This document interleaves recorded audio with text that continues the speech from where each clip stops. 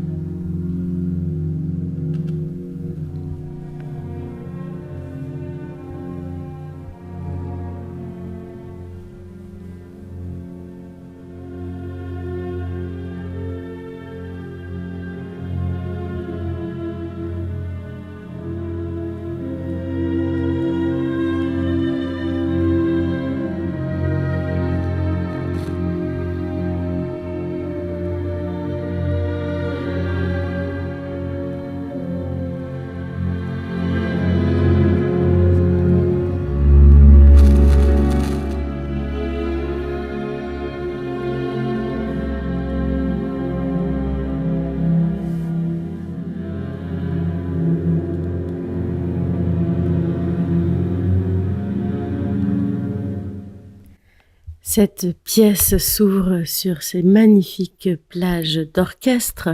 Il faut savoir que ce requiem avait d'abord eu une version pour 2 pianos et ensuite une version pour orchestre et chœur.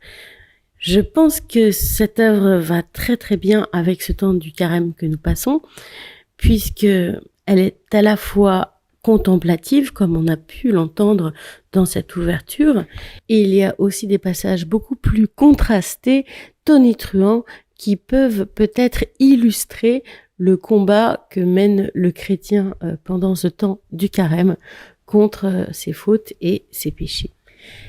Ce n'est pas une musique joyeuse, bien sûr, puisque c'est un requiem, mais j'aimerais juste partager avec vous un extrait d'un blog du journal Le Monde, « La musique triste rend heureux ». Dans ce blog, il est inscrit « Nous écoutons de la musique triste pour nous sentir mieux. Selon cette étude menée en ligne sur 722 personnes du monde entier, écouter de la musique triste peut avoir des effets bénéfiques.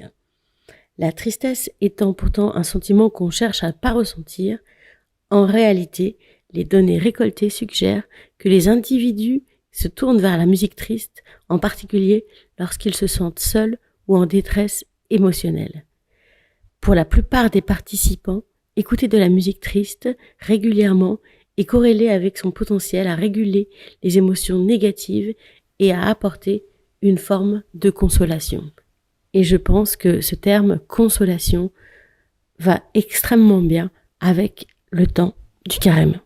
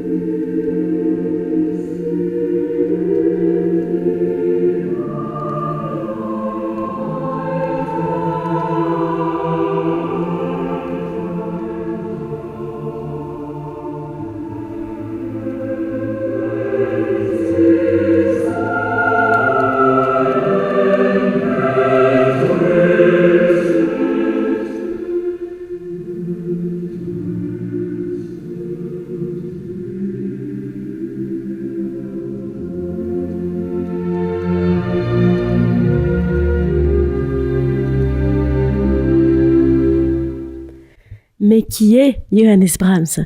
Dans le livre « Chemin vers l'absolu » de Brigitte François Sapet, édité chez Fayard, nous avons quelques réponses à ces questions. Brahms est né à Hambourg le 7 mai 1189 et c'est son père qui lui a transmis la vocation de la musique vocale. C'est un musicien qui poursuit son chemin propre. Là où d'autres choisissent la modernité, il compose son requiem dans un état de crise profonde. Il faut savoir qu'à cette époque, on appelait la musique classique la musique romantique. Non pas parce que c'était une musique qui mettait en valeur l'amour entre des personnages, mais plutôt parce que c'était une musique tournée vers l'introspection, la lenteur, et c'est à cette période que tout devient plus gros. C'est-à-dire que les orchestres deviennent gigantesques, symphoniques, on appelle ça comme ça. Les chœurs aussi, ce n'est plus comme par exemple dans la musique de Bach où on a des chœurs avec 2 sopranes, 2 altos. Là, on a vraiment des chœurs gigantesques. Les salles aussi se modernisent, deviennent plus grandes, et il y a aussi un rapport au temps dans l'œuvre qui change. Les morceaux durent plus longtemps, on prend le temps d'écrire des longues introductions, des longues codas.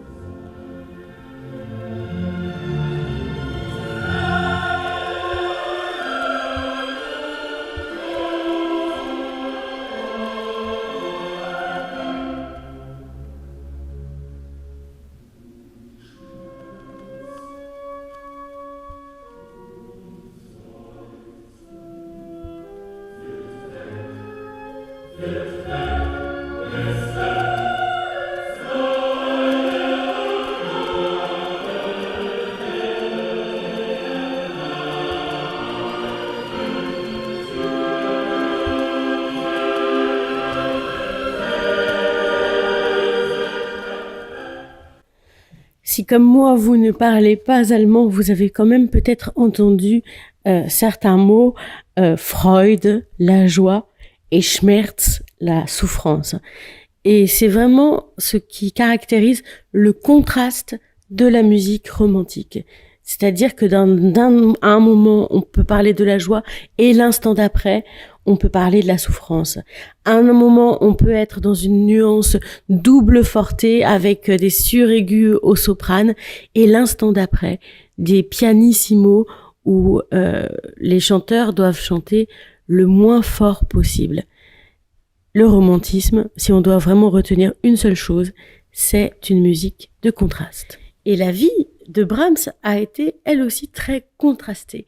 Il a passé un moment sans domicile fixe.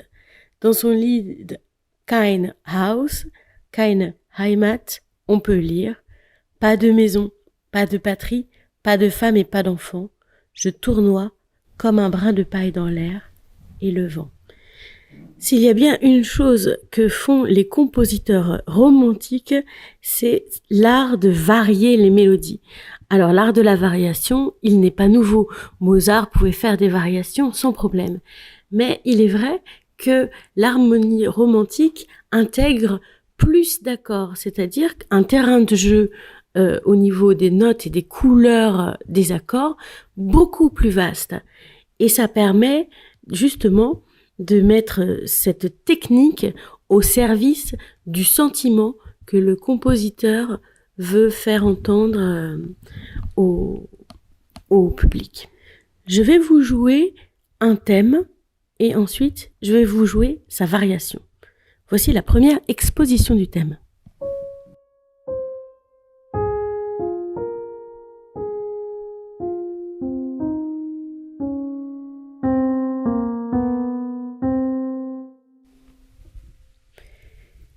Il s'agit d'une marche funèbre, lente et assez dramatique. Réécoutons cet extrait avec l'enregistrement.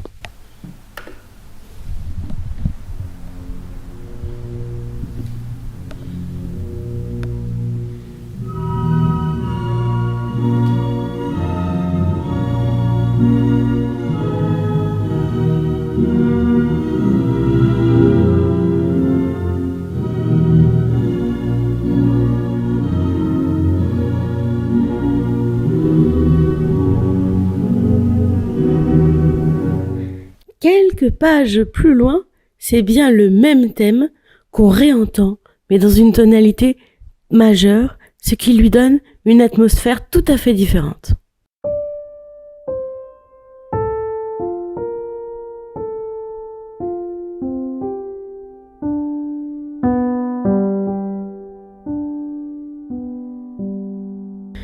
Écoutons-le maintenant avec l'orchestre.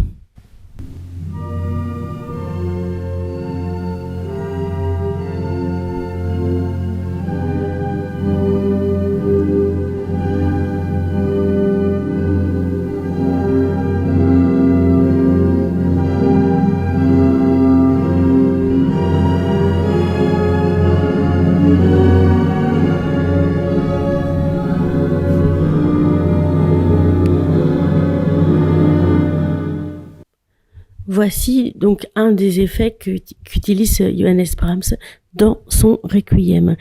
Alors ce requiem, on appelle le requiem allemand parce qu'il a été écrit en allemand d'après les mots des Saintes Écritures. C'est une fresque vocale en 6 puis 7 méditations sur les angoisses de la mort et le mystère de la résurrection. Il est donc écrit en langue vernaculaire. Brahms sélectionne dans l'Ancien et le Nouveau Testament, traduit par Luther, la matière à une Trauermusik ou une symphonie chorale funèbre destinée à une salle de concert aussi bien qu'à un édifice religieux. Les racines remontent aux années 1854-1856, quand le jeune Brahms pleurait la mort de son ami Schumann. Quand on lui redemande une commande, il répond « Tu devrais comprendre combien une œuvre comme le Requiem appartient étroitement et véritablement à Schumann, exactement comme je suis moi-même conscient intérieurement qu'elle a été écrite pour lui. »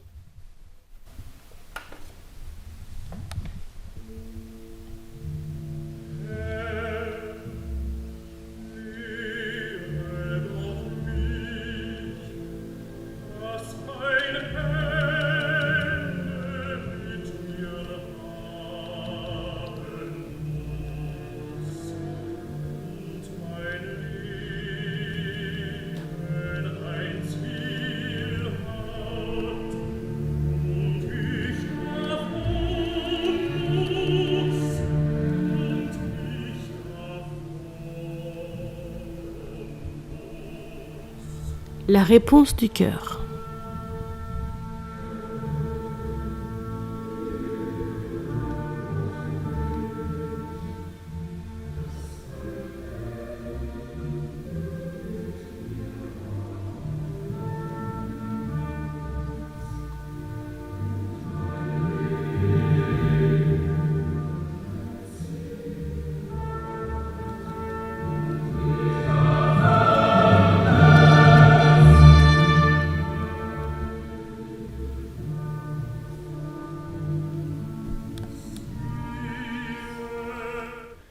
C'est la fin de notre chronique. J'espère qu'elle vous aura vraiment donné envie d'écouter le Requiem allemand de Johannes Brahms.